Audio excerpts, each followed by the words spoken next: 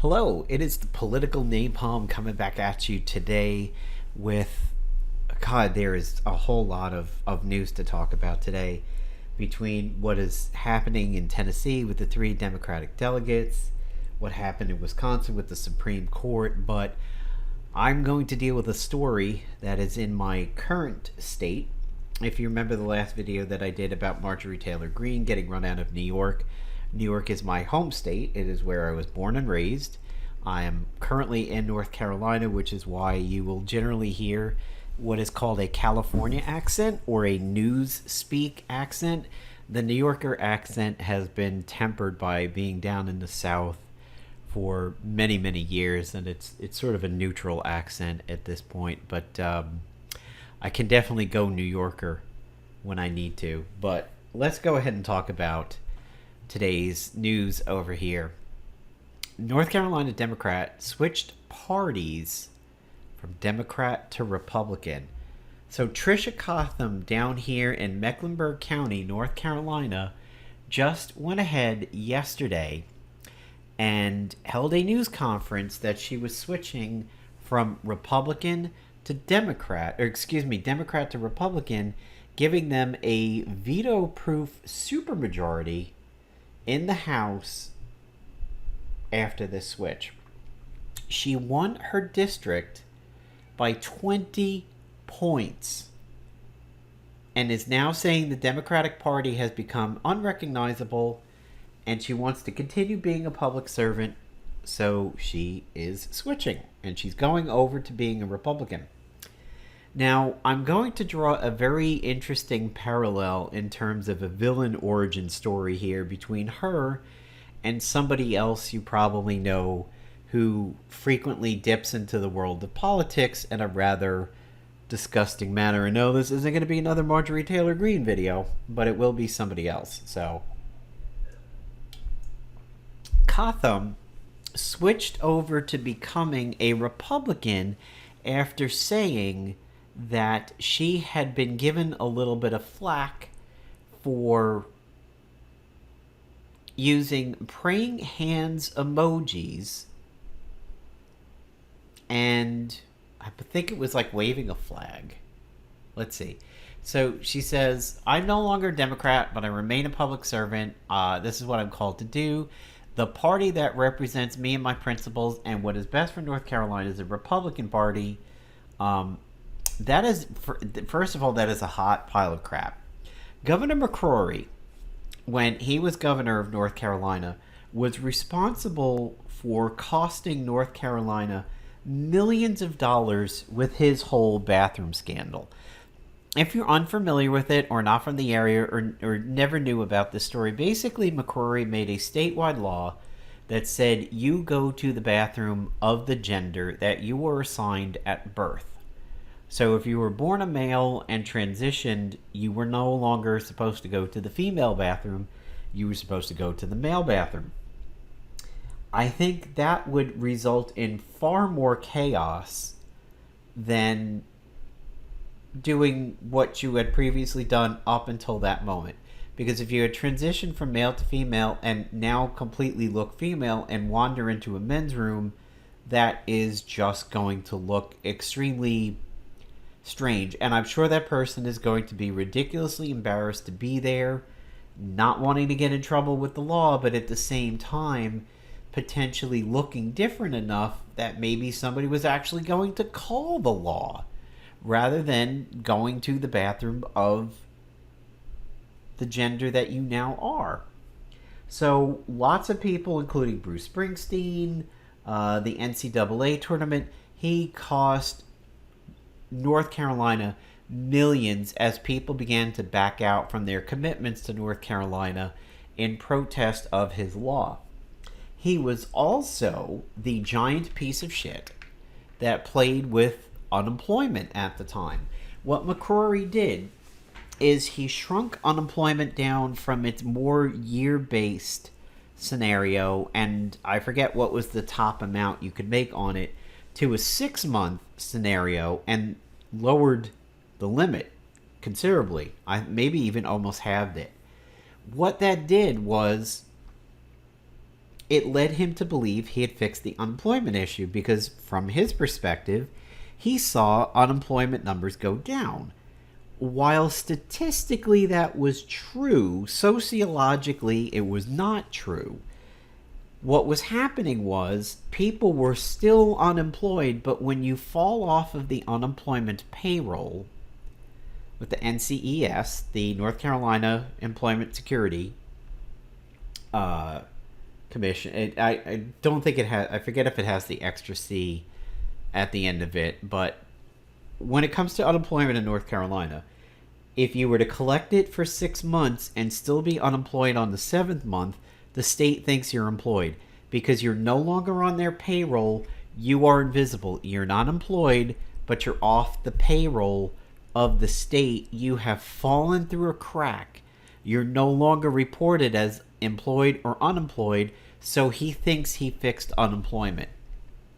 So if there were 200 people that were destined to go beyond 6 months out of 400 people who were unemployed, and those 200 people hit the 6-month mark and still didn't have a job and fell off the unemployment, he's like, oh, I have unemployment. It was 400, now it's 200. That is how ridiculous McCrory is. The dude was a gigantic Baby Ruth at the bottom of the kiddie pool. He was well despised after that, and he did not win. He's considering a comeback from what I know, but the dude is trash and garbage for the state of North Carolina. It would be very dangerous if he won again, especially considering this now supermajority that we're seeing. So no, Republicans are not necessarily what is best for North Carolina. When you win a county by 20 points and then switch, that is being sold a bill of garbage goods. She said the turning point was when I was criticized for using the American flag and the praying hands emoji on all my social media platforms and even on the back of different vehicles I have. I want to see this proof. I would really like to see this because, first of all, I use the American flag everywhere because I'm a patriot, because I believe in America, and I believe in the things that make America better. I refuse to let conservatives, the right wing, Republicans, Trumpers, maggots, however you want to phrase it, I refuse to let them own patriotism. Patriotism should not be a bad word, but unfortunately, there is a party that turns patriotism into nationalism, which then becomes a bad word. I would love to, on my house, which now has a flagpole holder outside the garage, I'd love to put an American flag up there around the 4th of July and celebrate this country. I have a neighbor several doors down that has a do not tread on me flag on theirs, and I kind of raise my eyebrows every time I pass it and wonder. But patriotism should never ever be the tool of a party, and one party should not be allowed to corrupt it into a bad word. And I think most intelligent minded people, Democrat, centrist, right wing, whatever, are going to know that loyalty to the country is not loyalty to the party. It is loyal to the country and wanting to make it better, believing that this is the place that you want to be. You can even say this is the place I want to be, but agree that maybe it is not the best place on the planet. The United States of America has got a lot of work to do in its sciences, in its health, the obesity issue, the drug issues, the gun issues. There's a lot that America needs to be fixed for. And you are a patriot if you are here for the fix and willing to contribute to it. You are not a patriot simply because you shot up a 12-pack of Bud Light because you didn't like their stance on trans people. That isn't a patriot. A patriot isn't defined by somebody who votes for Trump or does a boat parade somewhere and then capsizes in the river, or has a Ford pickup truck lifted and squatted. By the way, squatted trucks are illegal in North Carolina now, thank God, but a squatted or lifted Ford F-150 with a Trump flag isn't a patriot. It's a Trumper, but it does not necessarily define that person as a patriot, nor somebody, and somebody is not a patriot if they're a centrist or a leftist, etc. So I hate that she brings this up, that waving the flag caused her to get criticism. I don't see that. I don't think anybody somewhere above the level of intelligence of primordial sludge and paramecium is going to give a Democrat representative flack for flying the American flag. You're a civil servant, I would almost expect it. This smells very, very, very funny. And the praying hands emoji, by the way, guys, whisper, whisper, the praying hands emoji is a high five emoji. It has been co-opted by religious people as being a praying hands emoji. It, in fact, is not. It is a high five emoji. That was the original intent. But, again, you, aside from being able to be a patriot no matter where you are in the political spectrum, you are allowed to be religious or not religious anywhere on the political spectrum, because it is ID politics. There is no gate that you pass through on this planet, in this world, in these United States, where defining your political party then ropes you into certain groupthink. You do not get defined as being pro-life, religious, pro-gun, simply because you say you're a Republican. And the true is, it's true on the opposite side. You are not necessarily against all guns, defunding the police, or all this other crazy propaganda, simply because you're on the left. So I don't believe this woman. I want to see her proof.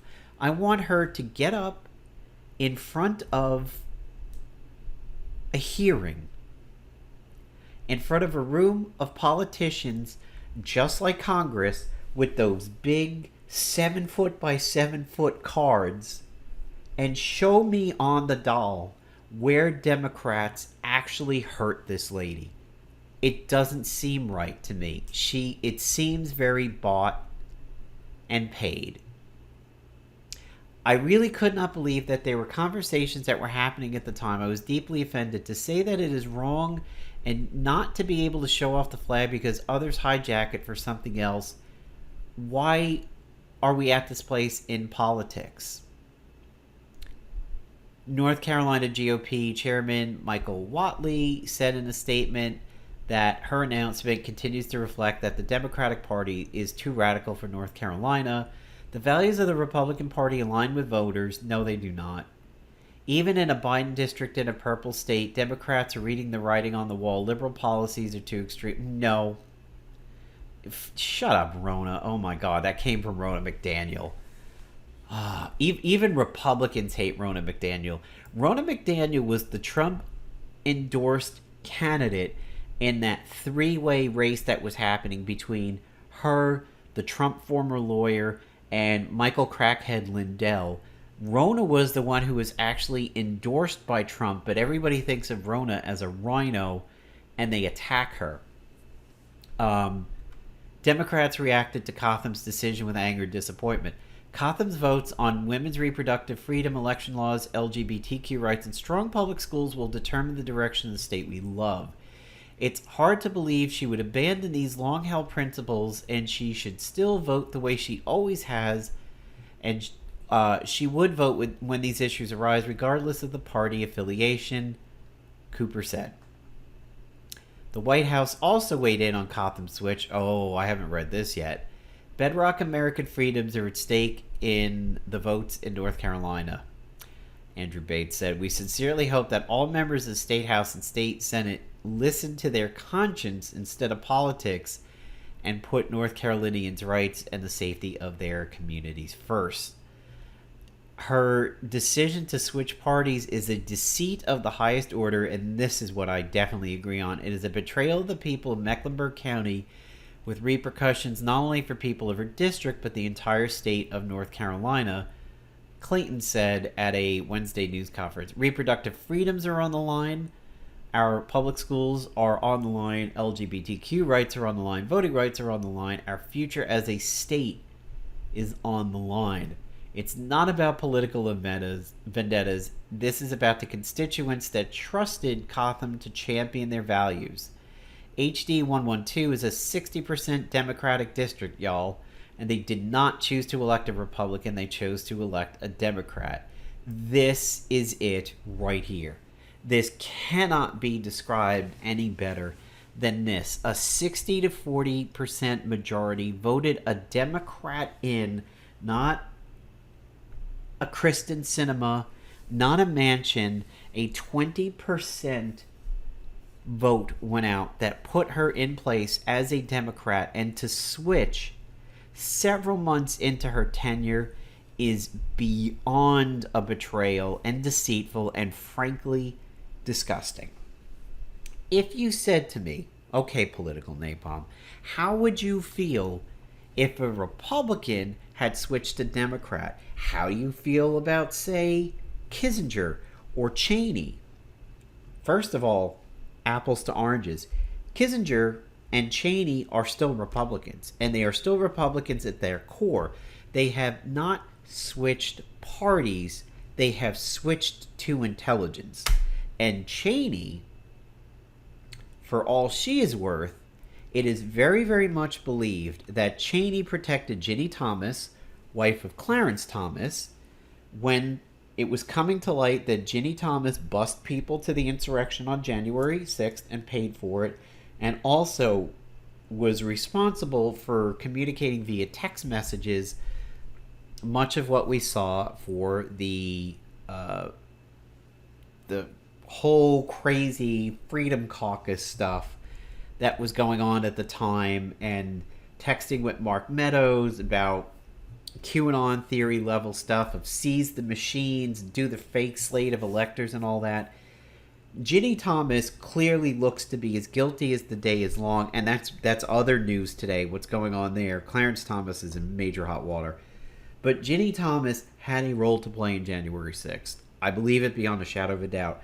The rumor is that she was highly protected by Cheney as maybe a scratch my back, scratch her back kind of a thing. Ginny Thomas definitely should have been subpoenaed, should have been on video, should have talked to the January 6th committee, should not have been allowed to plead the fifth, any of that. She had a role in it, and she skated, and it is believed that Cheney was the one who protected her.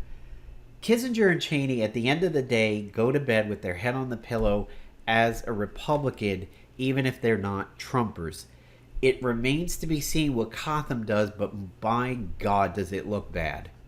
And I personally think constituents, donators to her campaign, and her voters, which is obviously the constituents, they need to do something here. They need to rise up, find out if there's any way to get her out of there, and potentially even a class action lawsuit.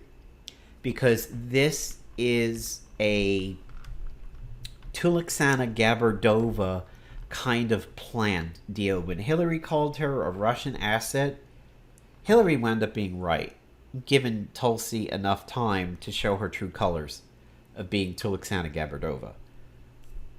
The same thing might wind up being true here of Cotham. This is a real dirty switch. And, you know, the thing is here, at the beginning of the article, it says that she served the state house as a Democrat for nearly a decade before stepping away in 2016, came back in 2022 and won a crowded Democratic primary, and then won it by 60 points, going up against the Republicans. So she beat out other Democrats that now, those other Democrats that she beat, especially if anybody was close, needs to rise up and start making a lot of noise and saying, what the absolute hell? If I had won, you could damn well better believe at this moment in time I'd still be a Democrat. Look at what you voted and look at what she's now doing. People need to raise hell in Mecklenburg County, and anybody who thinks they have a class action lawsuit against her should. Some idiot on Twitter was like, you can't do that. Essentially, that's bribery, blah, blah, blah. And I'm like, no, it is not. Let me draw you a parallel to what she's doing.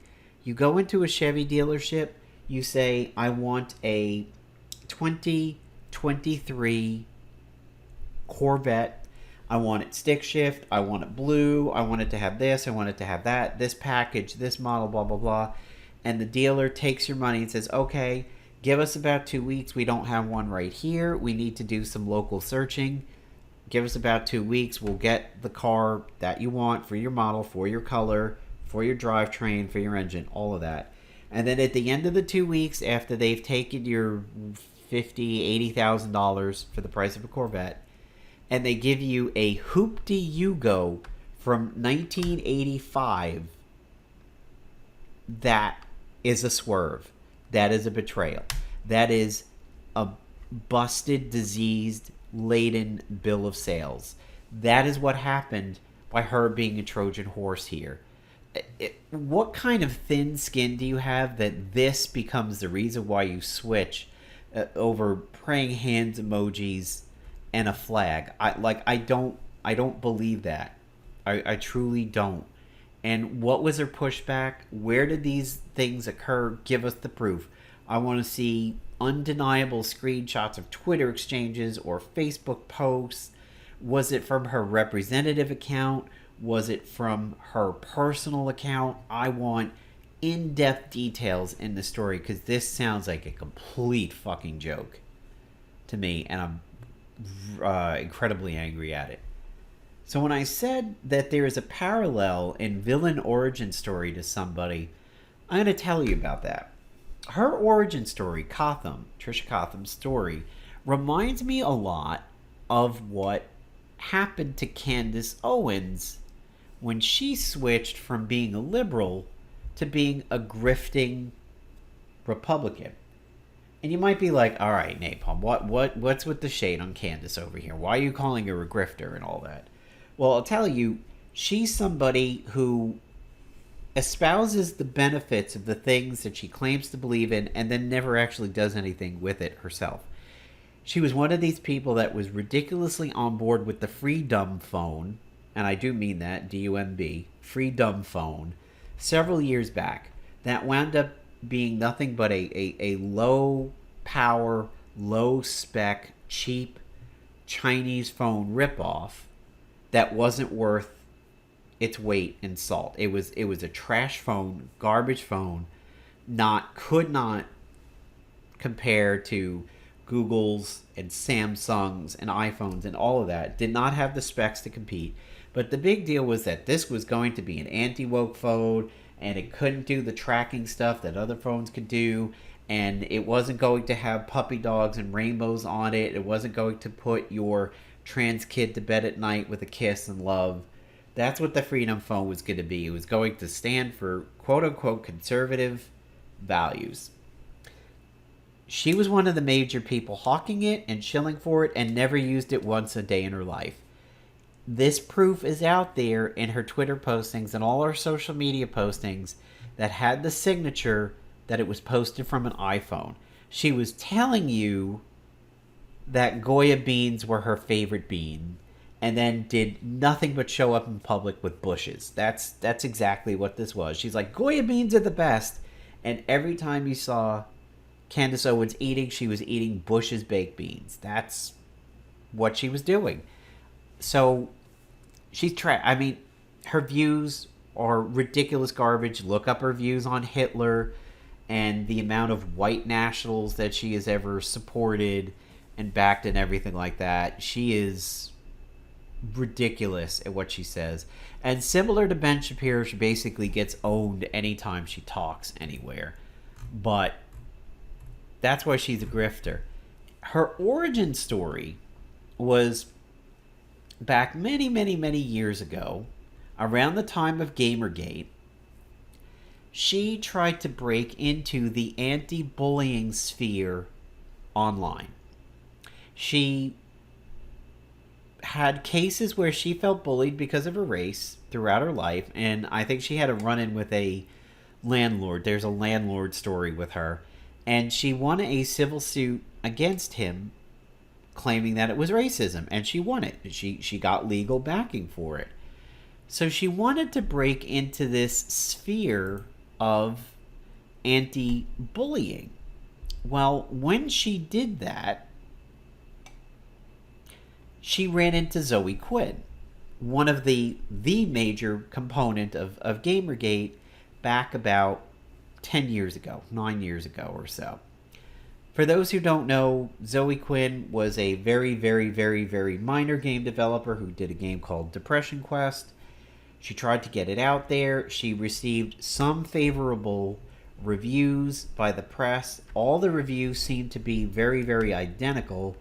And one of the reviewers, perhaps where most of these identical reviews came from, was somebody that was rumored to have slept with her when Zoe Quinn was cheating on her longtime boyfriend at the time, Aranji.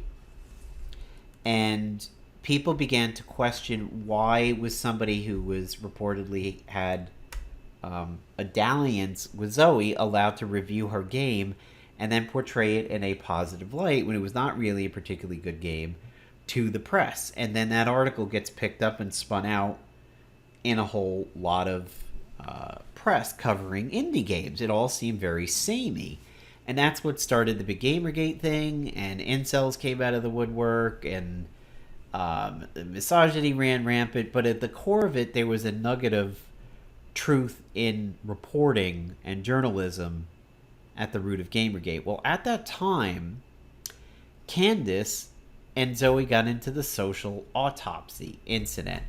What this basically was that Candace was breaking into the anti-bullying sphere at the same time Zoe Quinn was established in the anti-bullying sphere, and of course the protection of women in online. That's really what it was about.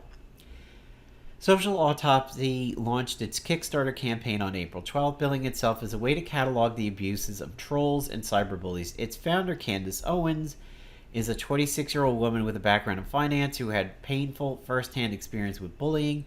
When she was up in Stamford, Connecticut, a classmate and former friend left racist death threats on her phone, sparking a local scandal that came to ensnare the mayor and his son, the later of whom was in a car with the perpetrator at the time he threatened Owens. The age of technology and social media has disintegrated individual accountability, said Owens. And she wants to talk about the series of suicides bullying has caused, especially cyberbullying. It explains Social Autopsy wants to attach people's words to their places of employment, and anybody in the entire world can search for them. What we're doing is figuratively lifting up the masks of online life, parentheses, so nobody can hide behind, Twitter handles, privatized profiles, etc. It's all real. It's all researchable. You can still say whatever you want on social media, but you have to be willing to stand by your words. She raised about $75,000 in funding. And then she began this war with Zoe Quinn, because Zoe Quinn said some of her ways of doing such were too overboard, and that you were going to go into the realm of doxing, which is revealing online a person's real name, real location, etc., etc. So there's Aranji, that was the boyfriend at the time. It all started with an email from Zoe Quinn to Owens the evening of the Kickstarter launch. For the uninitiated, there's the background, Gamergate, blah, blah, blah. Zoe had expressed concerns about Social Autopsy on Twitter, and soon an autopsy intern gave her Owens' personal work email address. Quinn was the co-founder of the Crash Override Network, the Crisis Helpline. So this is McDonald's and Burger King having a war over burger supremacy is really what's going on. Um, it's unfortunate the public conversation that could have been about the project and underlying merits. We have different tactics of fighting against online abuse. It got hijacked by people in bad faith, and I have no interest in allowing myself to be used for that, said Owens. So, uh, basically, Candace took what was Quinn trying to say, like, you need to chill a little bit, you're going to get in serious trouble with the way that you're doing this. Owens just had a major freak out about it and said she found Quinn to be pompous and didn't really think any of her concerns was dismissed. That Quinn was saying, well, maybe you're going to dox children in this, and it's a heavy use of threat. And it broke down to the point where Quinn was in tears, and Owen said it's suspicious that she started crying. And these two went at it big time, including these fake posts and emails with the N-word going over to Owens, and it really seemed like Owens was writing them to herself to up the ante of how heated the conversation was. Eventually, Kickstarter got involved and things split out. So Owens' origin story is that she was left and claimed to have been bullied by Zoe Quinn, who was also left out of the left-wing sphere. She basically said that Zoe Quinn was like, I'm in this place, you're trying to come into my place, I'm already doing it, there's not room enough in this town for both of us, draw. And that Zoe Quinn gunned her down and Candace Owens had to leave. This is what she points to as when she left the left and became a right-winger because the left was not giving her any room. And look at me, I'm now on the right. I've been embraced with open arms because I'm a person of color, and I enable racist right-wingers to say, well, I follow Candace Owens, I can't be racist. And that is the origin of Candace Owens' grift and her current raison d'etre. It seems very disingenuous. I do not like Zoe Quinn one bit. However, I'm not exactly too sure that Zoe Quinn actually bullied her out the way Candace said, or if Candace realized the opportunity she had there and weaponized it. And it seems very close to what Tricia's doing, that a minor dalliance that should not have been thought of as the left is bullying me out of something, more of a person. This Candace Owens and Zoe Quinn fight is a one-on-one fight. It is not Republicans, Democrat, left versus right, centrist versus non-centrist, religious versus non-religious. They don't represent an entity. Candace represents herself in this fight, and Zoe represents herself in this fight. If Zoe did actually bully her out of the anti-bullying sphere, then you should be mad at Zoe and nobody else. But Candace took it to be not an anti-Zoe thing, but an anti-left thing. And this is her villain origin story of why she became a right-winger, why she became a grifter, why she believes Hitler was just looking to expand the borders of Germany, and all the nationalism, white supremacist apologies that Candace Owens likes to say. So it seems like a very similar thing to me. And the first thing I thought of when I read what Tricia was complaining about, I thought of the Candace Owens scenario. I think, honestly, something or somebody has gotten to Cotham, and that's why she has switched. I don't... What kind of a quote-unquote snowflake do you have to be that online conversations about the praying hands emoji and an American flag somehow bully you out of the Democratic Party, when in the Republican Party right now there is currently bullying going on for people who are not white? I've said this in a previous video. I think it is Maya Flores where this was happening to. Maya is a Hispanic woman who part of her campaign was, look at me, I should be so embraced by the left. I'm a woman.